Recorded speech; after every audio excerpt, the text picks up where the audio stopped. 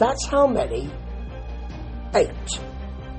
You know, sometimes I think I'm being a bit hard on NXT. Because I've been saying that really, there's a lot of talent, but the management don't seem to be sure of that talent. And that is why they're bringing in lots of other people from other brands. And I suppose I think I'm being a bit curmudgeonly at times, and I think to myself, maybe I should give them more of a chance. They're just trying to offer something a bit different to the punters and the viewers, and isn't that good? No, it isn't. Because this week, the go-home show for, what is it? Is it called? What's the PLE? I could check, but I can't be bothered. There were 8 previous NXT stars. You know what that says to me? These current crop aren't good enough. Wasn't it really good when DIY were here? Oh, do you remember Tyler Breeze? He was good, wasn't he? Didn't you enjoy NXT in those days? Well, how do you think those current crop feel when that happens week after week? How does Javon Evans feel? Well, he's not really involved in it. They trust him, sort of. But more to the point, how does Trick Williams feel?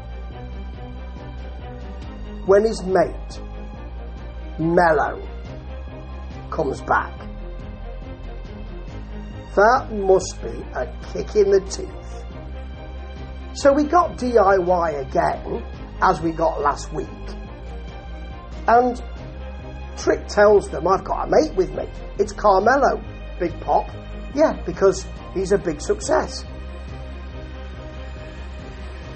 And he starts to rag on Trick. So he got 3 against 1. And Trick says, okay, then maybe I have been trash talking you. Now, this is also a problem because you get a cheap pop, which is a problem in itself for me. But you've been calling Trick a heel for quite some time. And it's beginning to take. And you just ruined it. Because for this section, you want him to be a face, don't you? You need him to be a face. You need him to do the stuff that he did with Mello. It's the kind of tweener thing. But you don't want him to be the braggadocious heel that he was. Anyway, they will fight at the PLE, and that sets up a match, doesn't it? Let me tell you what else happened here. Javon Evans was buried. Briggs beat him. It was a really good match, actually. Really good. You've got a Javon Evans slap, which was sold by a woozy, staggering around Briggs. A Superman punch, or just a punch they call it now. Maybe they've been told to cease and desist, I don't know. A big crossbody for a long 2 count. But when he comes off the top again, Briggs holds him. Gets a kind of Alabama slam, or goes for it. But Evans counters into a stunner for a long 2 count. He then runs into a massive clothesline, comes back with a slingshot kick, hits a sort of coast-to-coast type move. There's a "this is awesome" chant. It is, more or less, well, considering the rest of what's on NXT at the moment, it is. He's then thrown into the ring post outside. The ref stops Briggs using a steel chair, and then as Evans comes off the top, he's punched in the back of the head by Briggs, and that is the pin. Well, hang on. 2 questions. First of all, what are you doing with Javon Evans? Because you've got to give him clear blue water between him and other competitors if you're going to make him something special. And also, where's Inamura? He was your man recently. I know that he's not great on the stick because the English is not as good as it might be at the moment. Maybe that's something they're looking at, but it's almost as if they've said, well, Inamura's not really there yet, neither is Briggs. Oh, put Briggs in. Inamura's your boy. Javon's your boy. What the hell are you doing? Next we've got the Speed title, or Speed tournament, 3 minutes. So you can't really say much about Laney Reed versus Fabi Apache. Is it Apache? Anyway, in the end, Fabi misses a jump off the top and Laney Reed gets the pin. That's all you can say. It wasn't that good. It wasn't that bad. It was all right. Dark State versus Tank and Hank was actually not bad. You know I don't like Dark State, and you know I don't like Tank and Hank either. But there was a nice splash from either Tank or Hank. I don't know which one it was, and I can't be bothered to find out. I can't be bothered. Then a flapjack from either Tank or Hank, one of the two. Again, can't be bothered. Superplex from one of those, and then Tank hits a swanton for a 2 count, and then Cutler says, when he's on the outside, Joe Hendry's not going to save you this time. And of course, here he comes, bursting through a wall, chases Cutler, the ref distracted, and there's a cover which Dark State turn round to make a cover of their own, and they retain. It was all right, and the Joe Hendry thing, I was going to say Ethan Page because he's in the next match that I'm going to report on. It's all right, say his name and he appears. It's okay, but it's going to get very boring very quickly. He's already come out of a fridge. Can't really do much more. Dumpster, returns from the grave, something like that. Anyway, there's a flag match between Tavian Heights and Ethan Page.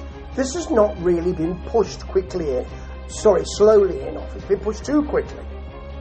So there's not that simmering enmity. I know Chelsea Green was involved and Tara May Steele was involved, but this flag match has come from nowhere for me.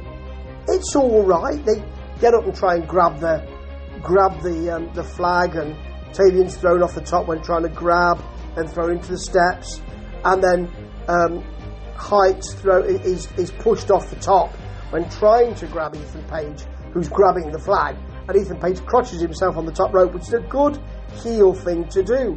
The belly-to-belly suplex off the top from Heights is all right, and then Heights gets the flag, covers Ethan Page with the Canadian flag, and then who comes out? Remember this guy, Tyler Breeze, who's got a selfie stick which is covered in sort of like fur to me, and takes a selfie leaning against a prone Ethan Page, and it's all, don't you remember when this program was good? There's no reason for it, it's just there. Okay, so we've got the Culling now versus Sol Ruka and Zarya versus Fatal Influence. Okay, so it's the number 1 contender for the women's tag titles. Very early on, Ruka and Zarya are eliminated because there's a soul snatcher on Zarya by mistake, and Jasmine Nix gets the pin. They are moving towards we don't like each other stuff. It's a shame, because I think they could be a really good tag team, but NXT don't seem to realise that. So, JC Jane gets a nice right hand from the outside. Nix, I think she hit a kick for a long 2 count. Izzy Dane breaks up the cover after Paxley is hit with a Nix kick. And then Dane gets a back suplex on Nix on the apron, and Dane hits the powerbomb to Fallon Henley, it looked like, for the pin. It was good fast action. The Culling are being pushed. You expected it, or I certainly did. And then JC Jane throws the other members of Fatal Influence under the bus. I'm carrying this team. They were the ones who lost. Suddenly out comes Stephanie Vaquer. Remember, it used to be good even when she was in it. It wasn't that good. But here she is, so she'll be champ again. Out comes Tiffany Stratton. Remember, when I was in NXT, it was better. When she comes out, Booker says something like, I gotta plot my dick, man. I don't think he says that. It does sound like it. Please don't do that on air, Booker. Even if it's not on camera, don't do that on air. Anyway, the final bit is, hey, what's Mammy gonna say? Out comes Rhea Ripley. Remember when she was in NXT and it was much better? And JC Jane seems to bow to her. They will all fight at the PLE. And this PLE is shaping up as a previous NXT compared to new NXT. And we know what the WWE think about that, don't we? Sucks to be on NXT at the moment, because when you've got a management don't seem to be backing you, that's always bad. Ta-ta.